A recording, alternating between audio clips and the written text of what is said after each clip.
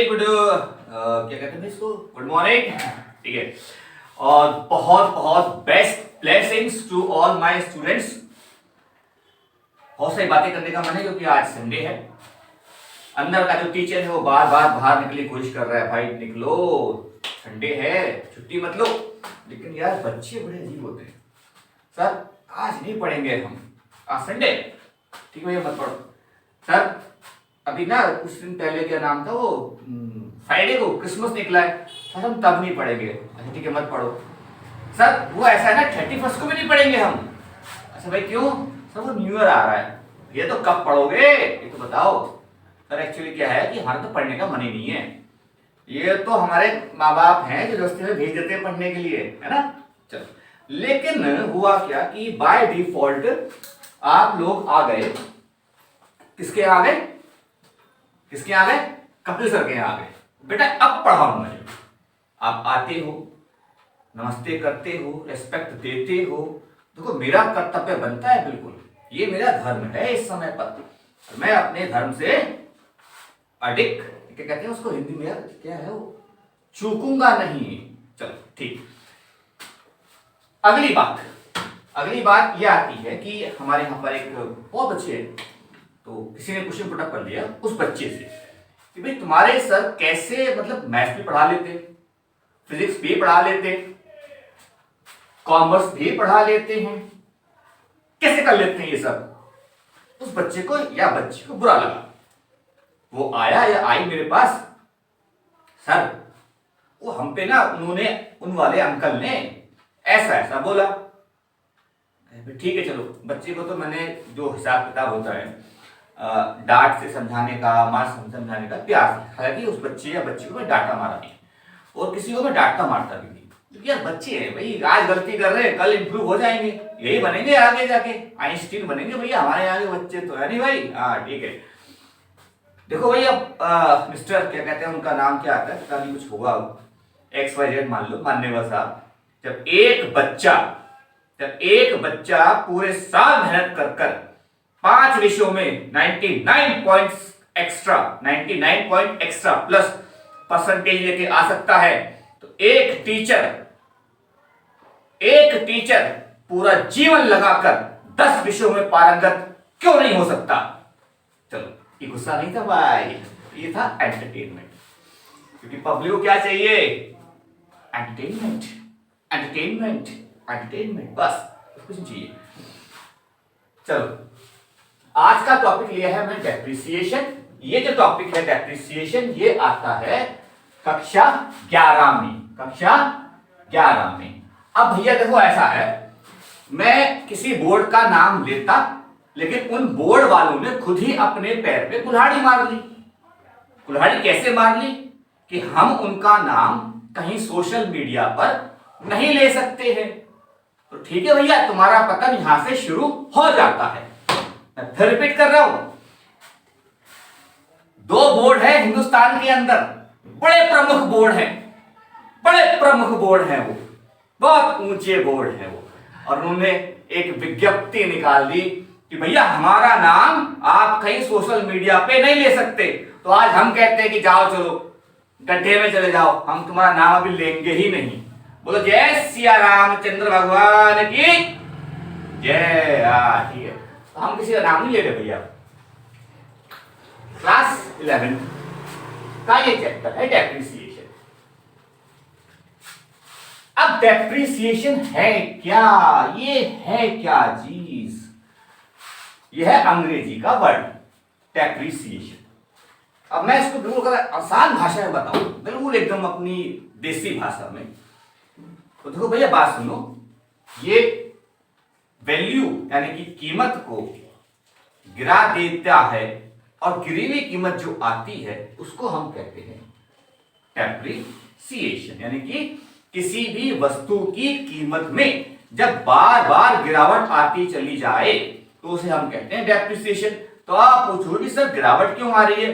देखो भाई ऐसा है कि ये जिस मोबाइल से मैं वीडियो बना रहा हूं, मान लो ये मोबाइल मैंने X रुपीस का परचेज किया था, अब से 1 महीना पहले, बस खाली 1 महीना पहले, और मैं चाहता हूं कि भाई मैं आज इस मोबाइल को बेच दूं, तो क्या ये मोबाइल, क्या ये एसेट संपत्ति मेरी इसी अमाउंट में बिकेगी? तो आप बोलोगे सर काहे को उल्लू बना रहे हो, इतना पैसे में हम तुम्हारा पुराना मोबाइल लेंगे, इतने पैसे में तो हम नया मोबाइल ले लेंगे। यार बात तो बढ़िया भाई इसकी, तो कहीं ना कहीं इसकी वैल्यू में कुछ गिरावट आएगी। अब गिरावट क्यों आती है? वियर एंड टियर, यानी कि हम अगर किसी चीज को बार बार इस्तेमाल कर रहे हैं, ठीक है, तो उसमें कोई चीज घिस रही होगी। अच्छा ना भी घिसे तो क्या?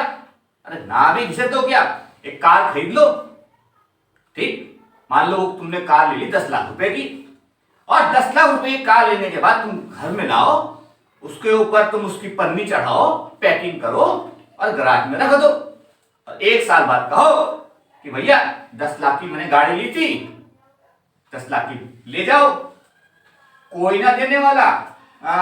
यही है डेप्रिसिएशन। चाहे यूज करो चाहे ना करो, ये वर्ड आ गया ऑब्सोलीट। जो चीज प्रचलन में नहीं है उसकी वैल्यू गिर जाएगी। फिर रिपीट कर रहा हूं, जो चीज प्रचलन में नहीं है उसकी वैल्यू गिर जाएगी। और मैंने कह दिया भैया, हमें तो मना कर दी ना कि हम तुम्हारा नाम तो इस्तेमाल नहीं कर सकते, जाओ चलो, हो गया तुम ऑब्सोलीट। ऑनलाइन एजुकेशन का जमाना है, ठीक है, जो अच्छे से काम करेगा, मेहनत करेगा, उसको परमात्मा खुद फल देगा। मैं ना कहीं जाऊंगा, यहीं बैठकर खाऊंगा, जिसको गर्ज होगी खुद आएगा, सृष्टिकर्ता खुद लाएगा। बोलो जय श्री रामचंद्र भगवान की जय। चलो, तो ये हो गया हमारा एक्स। मान लेते हैं कि उसकी कोई वैल्यू गिरी, कोई भी वैल्यू मान लो, तो उसकी वैल्यू 1 साल, 1 महीना, 2 महीने के बाद में वैल्यू गिर जाएगी, तो एक नई वैल्यू मिलेगी जिसकी कीमत मान लेते हैं कि Z है। अब हम फिर भी इसको इस्तेमाल करते रहे, तो फिर इसकी कोई वैल्यू, भाई हम किसी को इस्तेमाल करते जा रहे हैं, तो कभी ना कभी तो वो चीज घिसेगी, खत्म होगी। मान लेते हैं कि इस बार इसकी वैल्यू थीटा हो गई। थीटा मतलब वो थीटा जो वैल्यू से गिर गई। यहां तक मेरे बच्चों को बात समझ में आ गई कि हम किसी भी वस्तु को अगर इस्तेमाल करें या ना करें, तब भी समय, मैं फिर रिपीट कर रहा हूं, हम किसी चीज को इस्तेमाल करें या ना करें, समय उसकी कीमत खुद ब खुद गिराता चला जाता है। इस चैप्टर ऑफ डेप्रिसिएशन। लाइफ भी आ गई, फिलॉसफी भी आ गई, सब चीजें आ गई इसके अंदर। तो देखो, मेरे को राम जी अच्छे लगते, तो ये थोड़ा सा मेरा स्वभाव है, इसको आप लोग बुरा नहीं मानना। अब इस चैप्टर में जो मैंने बोर्ड्स के नाम लिए, मैंने तो बोर्ड का नाम लिए नहीं, उसमें 8 प्रकार के मेथड थे। हम यहां पर केवल 2 मेथड का जिक्र करेंगे आज की वीडियो में, क्योंकि वीडियो लंबी नहीं होनी चाहिए, बात को एकदम स्ट्रेट फॉरवर्ड समझना है। Straight line method, written down value method. मान लेते हैं कि मेरे पास एक कोई एसेट्स है, एसेट मतलब संपत्ति है, कुछ भी भैया, हालांकि इतनी संपत्ति मेरे पे है ही नहीं, रियलिटी बता रहा हूं आपको, 1 लाख की तो संपत्ति है ही ना, लेकिन फिर मान लो यार, क्या पता तुम लोग के मानने से मेरे पास 1 लाख रुपए आ जाए।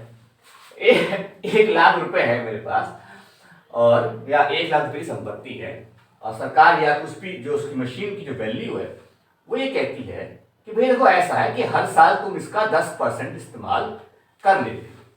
कितना इस्तेमाल करते हो? 10% इस्तेमाल करते हो। तो यानी कि हर साल मैंने उसकी वैल्यू में से 10,000 रुपए का उसका यूज कर लिया, 10,000 रुपए का यूज कर लिया। तो भाई अगले साल के कितने की बची मशीनरी? अगले साल के कितने की बची मशीनरी? केवल बची 90,000 की।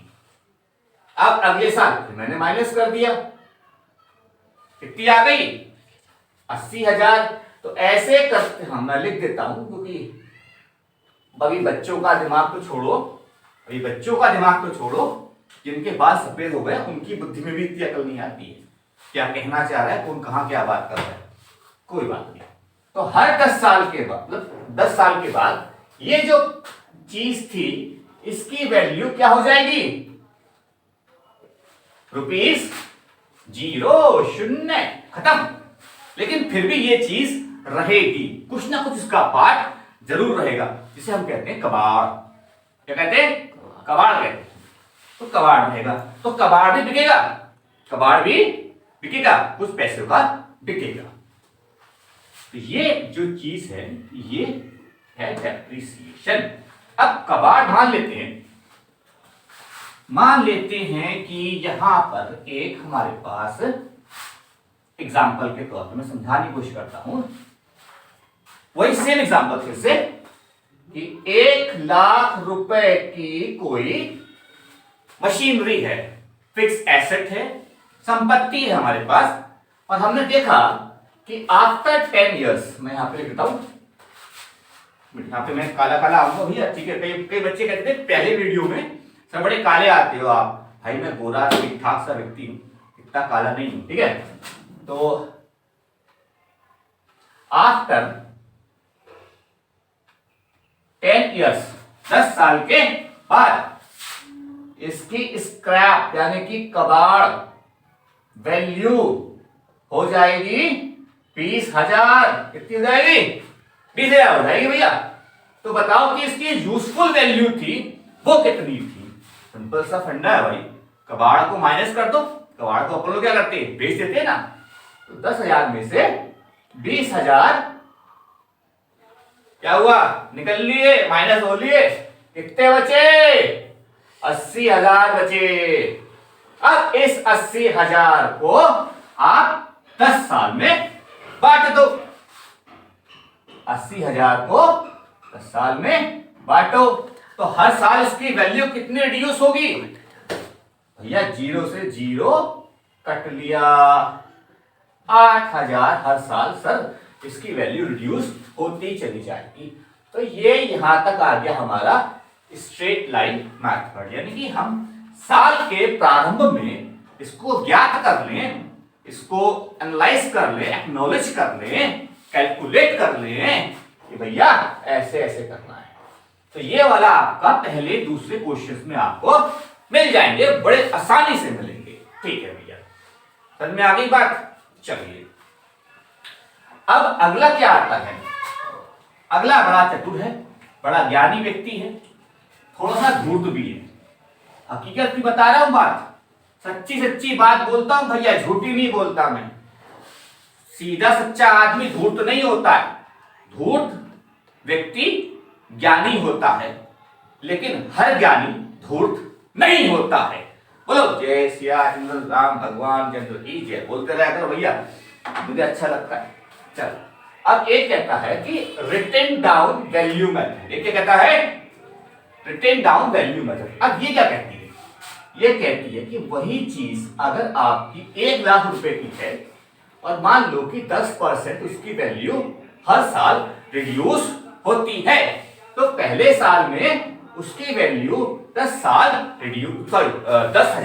रिड्यूस हो जाएगी, तो अगले साल में उसकी वैल्यू 90,000 रह जाएगी। जहां पहले मेथड में हम यहां पर मात्र केवल 10,000 रुपए माइनस कर रहे थे, तो इस साल के अंदर हम 10,000 माइनस नहीं करेंगे, कि हम इस्तेमाल कर रहे हैं रिटन डाउन वैल्यू मेथड। तो हम फिर से यहां पर 90,000 का 10% निकालेंगे और आएगा कितना? आएगा इसका 9,000। 90,000 में से 9,000 गए तो कितने बचे?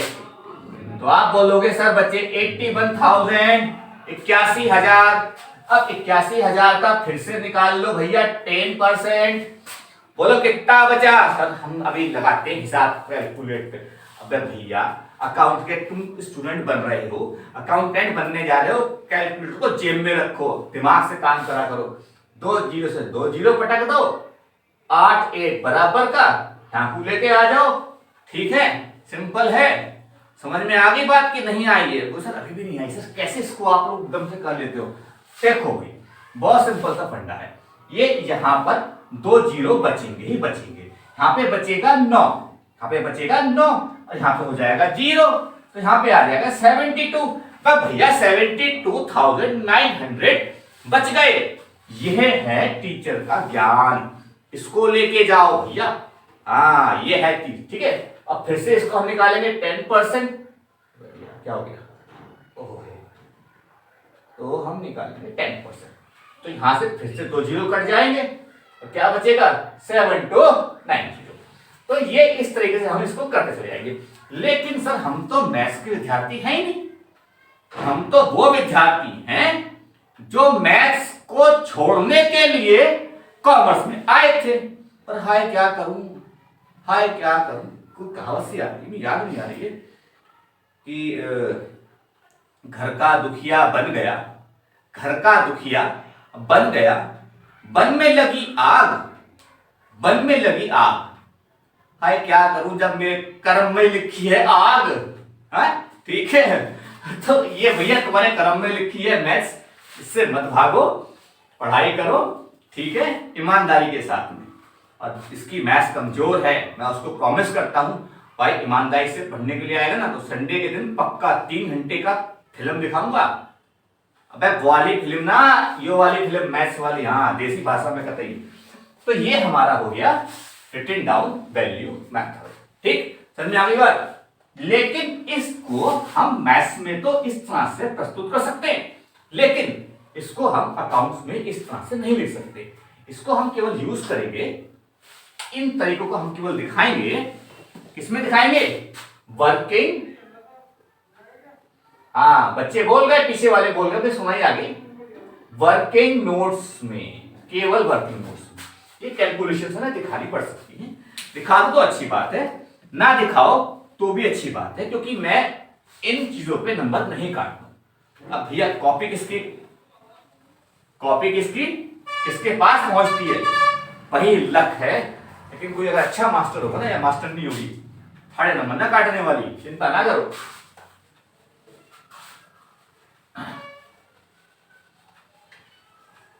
चलो, तो ये तो हुई हमारी गपशप। अब हम बनाते हैं सीधे सीधे, क्या बनाएंगे हम, मशीनरी अकाउंट, MACHINERY अकाउंट। मेरे साथ का एक मास्टर था पहले, तो जब हमने नई स्टार्टिंग मतलब करी थी टीचिंग में, मैं उसको कुछ नहीं कहना चाह रहा हूं, लेकिन जो टीचर मेरी बात सुन रहा हो या बच्चे मेरी बात सुन रहे हो, टीचर तो वो अकाउंट का था, अब पता नहीं उसको अकाउंट आती भी या नहीं थी, तो वो क्या करता था जब उसको कुछ गलती नहीं मिलती थी, गलती तो भैया ढूंढेगा तो वही जिसको ज्ञान होगा, इसको खुद ज्ञान ही नहीं है, वो गलती क्या ढूंढेगा। तो क्या करता था, लाल कॉपी मारने के लिए, कॉपी को लाल करने के लिए मशीनरी की स्पेलिंग लिखी है, अच्छा यहाँ पे ना आई नहीं है, वो गोला कर देगा, और फिर एक नंबर कहीं भी क्वेश्चन में काट लेगा। मतलब ये मशीनरी अकाउंट आ गया, यहाँ पे रेड मार्क उसमें मार दिया ऐसे करके, लाल पेन से मार दिया, और यहाँ पे एक नंबर काट लिया, काट टूट रख है। तो भैया देखो, teaching is not a profession, it is a passion, एक जुनून है ये, क्योंकि इससे हमारा देश आगे बढ़ेगा, हमारे बच्चे आगे बढ़ेंगे। समझ आनी बात। अगर आप पैसे कमाने के उद्देश्य से आ रहे हो ना इस प्रोफेशन में, तो भाई साहब बाहर निकल जाओ अभी 2 मिनट के अंदर, यहाँ मत आओ पढ़ाने के लिए। हाँ वो व्यक्ति आए जो वाकई में टीचर हैं, जिनको अंदर से है कि हाँ हमें अपने देश के बच्चों को सुधारना है, उनको पढ़ाना है। ठीक, चलो यार मैं प्रवचन को ज्यादा देने लगा आज, लगता है मतलब ऐसा होता है कि मैं मतलब कोई प्रवचन करता तो नहीं बन जाऊंगा, कोई बात नहीं। सीताराम सीताराम सीताराम कहिए, अरे जाकी विधि राखे राम, ताकि विधि रहिए। सीताराम सीताराम सीताराम कहिए, अरे जाकी विधि राखे राम, ताकि विधि रहिए। चलिए, तो भैया गलती कर दी एक, अरे यार सॉरी, यहाँ पे ना मैं अमाउंट लिखना भूल गया। बहुत सिंपल परफॉर्मर है, इस साइड में हम लोग क्या करते हैं, डेबिट, इस साइड हम लोग क्या करते हैं, क्रेडिट कर देते हैं। क्या करते हैं, क्रेडिट करते हैं। तो machinery account, fix assets account, बेटा ये आप लोगों को मैंने पहले ही लेक्चर में समझा दिया था कि whole accounting based on 3 rules, it is known as the golden rule, and the machinery accounts come under the head of real account, and the entry is what comes in is debited and what goes out is credited. भाई अंग्रेजी आती है अपन को भी, ऐसी बात नहीं है, थोड़े से ऐसी है ना मजाकी किस्म की हम। तो 1 अप्रैल को यानी कि 1 अप्रैल मूर्ख दिवस नहीं होता, ज्ञान दिवस होता है, ये तो अंग्रेजों की देन थी। चले गए अंग्रेज यार, जा चल यहां से। 1/4/2008 तो उसने मशीनरी खरीद ली। क्या रुपए खरीदी? 30,000 की। तो बच्चे मुझसे पूछते हैं कि सर ये टू बैंक क्यों लिखा जाता है हमेशा? देखो ऐसा है, इसके पीछे लॉजिकल कारण है। आप कोई भी ट्रांजेक्शन करो, आपने किया, कुछ सबूत है आपके पास, बैंक के थ्रू किया, ठीक है सर, आप बोलोगे सर वो हमने कागज कटवाया था, बिल कटवाया था। बेटा यहां पर अच्छे इंसान बहुत कम हैं, बुरे इंसान बहुत ज्यादा हैं, ठीक है। तो आप लोगों ने अगर केमिस्ट्री फिजिक्स पढ़ी होगी तो आपको ये बात समझ में आ जाएगी कि मैं कहां क्या बात कर रहा हूं। बहरहाल 1/4/2018 में उसने क्या काम किया कि यहां पर 30,000 रुपए की एक मशीनरी खरीद ली। और फाइनेंशियल ईयर अगर 2008 1 अप्रैल से प्रारंभ होता है तो खत्म कहां होता है जाके? खत्म होगा 31 मार्च सन 2009 के अंदर। उसने 1 अक्टूबर, अब कितनी ली? 1 अक्टूबर सन 2008 को उसने फिर से एक मशीनरी परचेज कर ली। वह कितनी की थी? वह थी 20,000 की। और एक चीज मैं आपको बताना चाहता हूं अपने पर्सनल एक्सपीरियंस के लिए, या सब कुछ आप बच्चों को बांट देने के लिए, कि जब कभी भी आप न्यूमेरिक वैल्यूज लिखें या एक्सेल शीट बनाएं, EXCEL इसके अंदर कहीं पर भी, तो बेटा begin from your right hand side, ठीक है। अगर मान लो कि आपने यहाँ पे कुछ छोड़ रखा है तो वो फिर टेक्निकल प्रॉब्लमेटिक है। तो ये जो कॉमा है ना, ये कॉमा ये शो करता है, बच्चे यहाँ से लिखेंगे, यहाँ पे कुछ इंक्रीज कर सकता है, डिक्रीज कर सकता है, तो ये चीज आपको यहाँ पर ध्यान में रखनी है। अब क्या होता है कि 2008 के बाद हम सीधे कहां पहुंचते हैं भैया? कहां पहुंचेंगे? हम पहुंचेंगे 2009 जुलाई का महीना। 2009 जुलाई का महीना। मैं बहुत जल्दी ही एक अच्छे प्रकार का बोर्ड और सब कुछ चीज अरेंज करूंगा ताकि बच्चों को दिखाई पड़े कि मैंने यहां से ये रेड है दिखा दिया। तो यानी कि 1 जुलाई सन 2009 से पहले मेरे पास आ जाएगा 31 मार्च सन 2009 प्राप्त हो जाएगा। अब सन 2009 जब प्राप्त हो चुका है तो आपके पास दो तरीके हैं, या तो आप इनको कंबाइन करके कर लीजिए। कई बुक्स वाले, ऑथर वाले, राइटर वाले लिखते हैं, उनकी किताबें बहुत बिकती हैं। किसी की किताब बिकने ना बिकने से मेरा कोई औचित्य नहीं है। जिसका मन चाहे भाई जैसे मन चाहे पैसा कमाओ, लेकिन गलत रास्ते पे बच्चों को लेके मत जाओ। बाय डेप्रिसिएशन अकाउंट लगाए दो। तो इसके अंदर यहां पर आप देखेंगे कि 31 मार्च सन 2009 में you have two machines, and the five first machines which you have bought on the 1st April 2013 and the second machine you have bought on 1st October 2008. So we have to calculate the depreciation of these two machines on different basis. Why? क्योंकि एक तो ली है 4 तारीख को, एक ली है 10 तारीख को।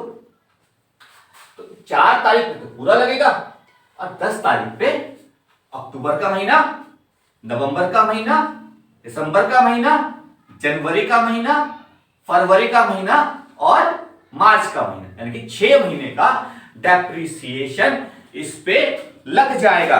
तो पहली मशीन पे, यानी कि ये जो मान लेते हैं, मैंने इसको नाम दिया फर्स्ट मशीन, इसको नाम दिया मैंने सेकेंड मशीन। तो पहली मशीन पे कितना लगेगा? तो आप बताओ कि सर आपने तो हमें बताया ही नहीं। अच्छा हाँ भाई गलती हो गई मेरी, गलती तो सारी मास्टरों की होती है ना, बच्चों की कोई गलती होती नहीं।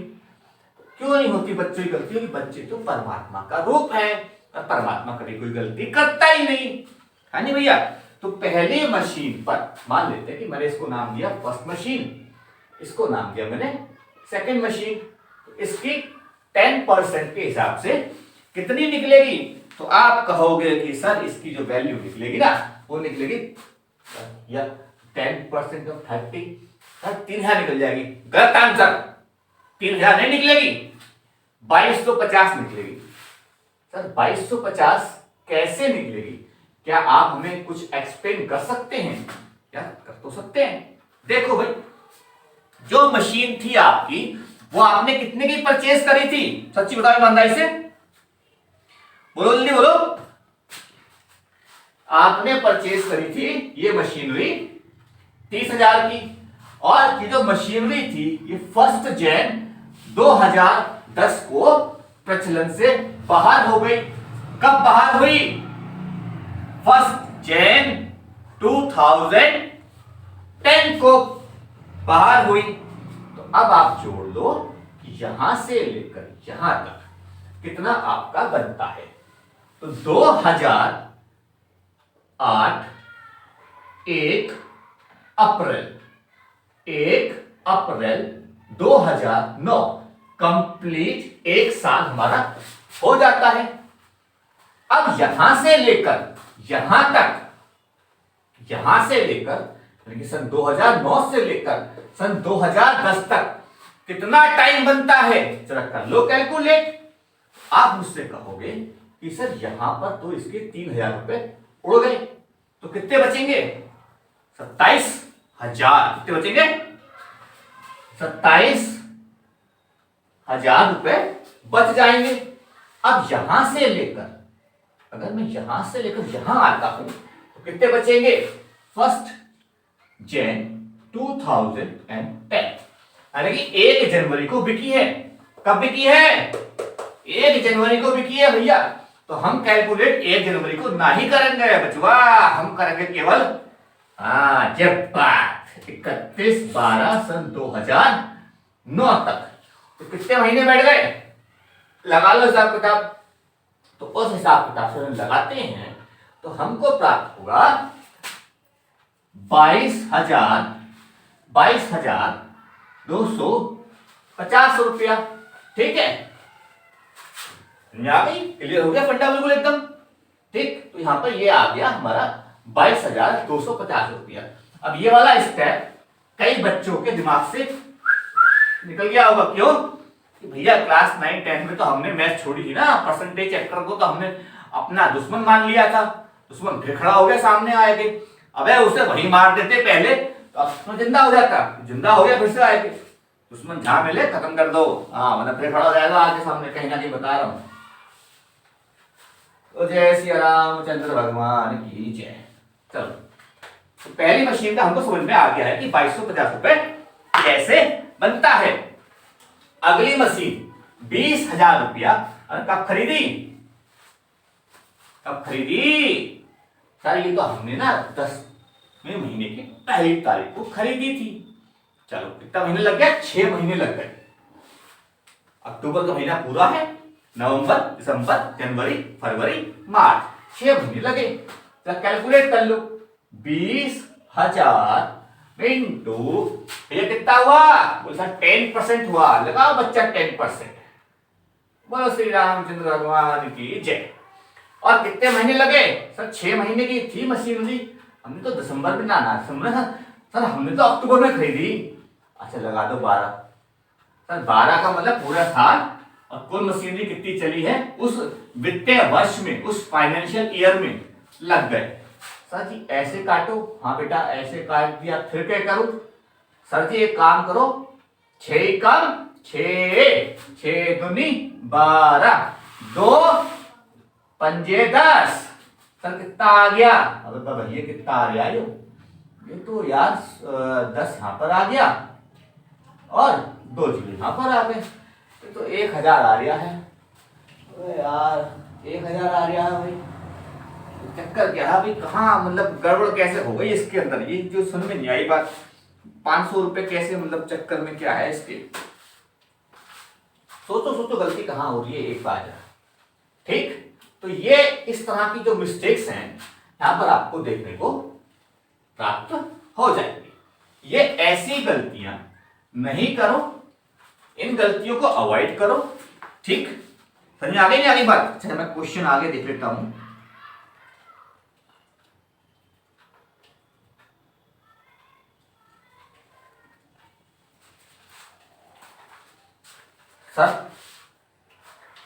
सर ये बताओ, किताबें कब बंद हो रही हैं?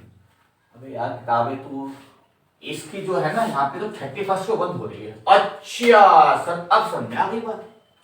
कब बंद हो रही है? 31 के अंदर। तो यहां पर ये जो पूरा ड्रामा करके दिखाया जा रहा है, समझाया जा रहा है, पूरा कॉन्सेप्ट यहां पर समझ में आ गया होगा बच्चों को। यहां पे आएंगे 500 रुपए। अब आधे अधूरे, सॉरी यार 5,000 हो जाएगा तो आधे अधूरे हो जाएंगे। चकित कि ये कैसे हुआ, क्योंकि ये जो क्वेश्चन है इसके अंदर ध्यान से हमने पूरा इसको पढ़ा ही नहीं है।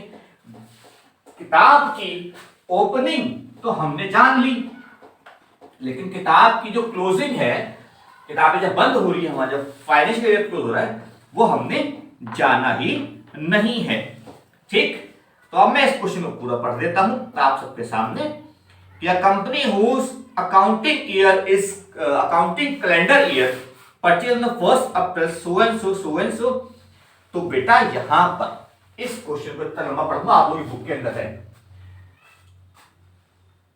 आपका फाइनेंशियल ईयर कब स्टार्ट होता है और फाइनेंशियल ईयर कब क्लोज होता है, सबसे पहले इस बात का ध्यान रख लेना।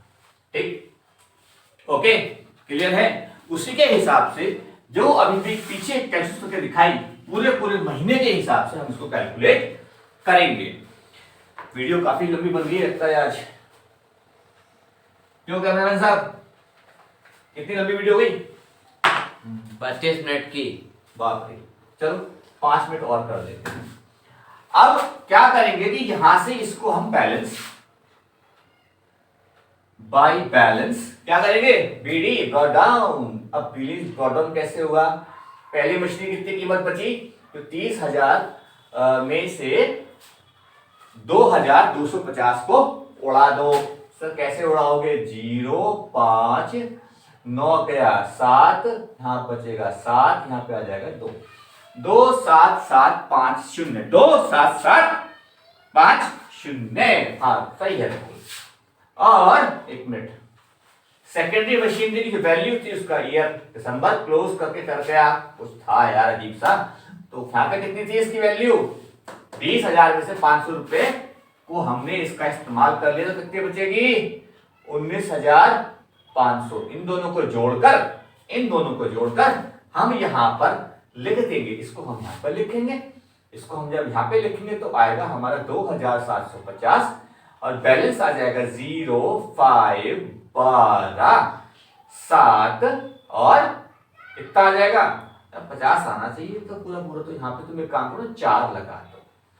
4 तो ज्यादा हो गया यार, कैसे मतलब कैलकुलेट कैसे करेंगे इसको हम? मतलब बिना कैलकुलेटर के तो हमें तो हाथ चलते ही नहीं है। देखो बहुत आसान तरीके समझा रहा हूँ, कैलकुलेशन भी सब कुछ।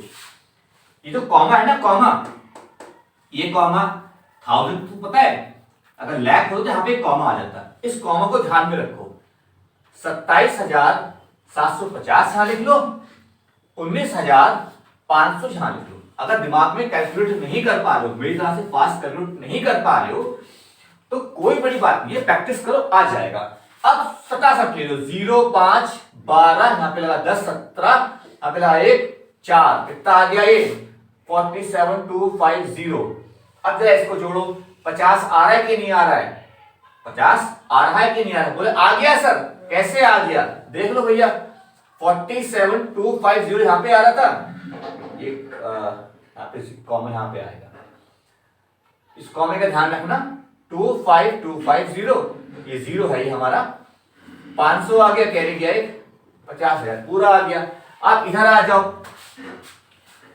जाओ तो नेक्स्ट ईयर में जब आप आओगे तो यहाँ पे डेट क्या मिलेगी आपको? यहाँ पे मिलेगी 1/4/2009। तो ये जो बैलेंस बीडी था, यह जो बैलेंस BD था, इसको आप कर दो बाई बैलेंस CD। मशीनरी 1 उतार दो, कितना है 27,750, और मशीनरी 2 उतार दो 19,500। ऐसे करते चले जाओ, ठीक है। बाकी अगला क्वेश्चन अगली वीडियो में करेंगे। आज घंटे की वीडियो बहुत लंबी हो गई। जय श्री राम, वंदे मातरम।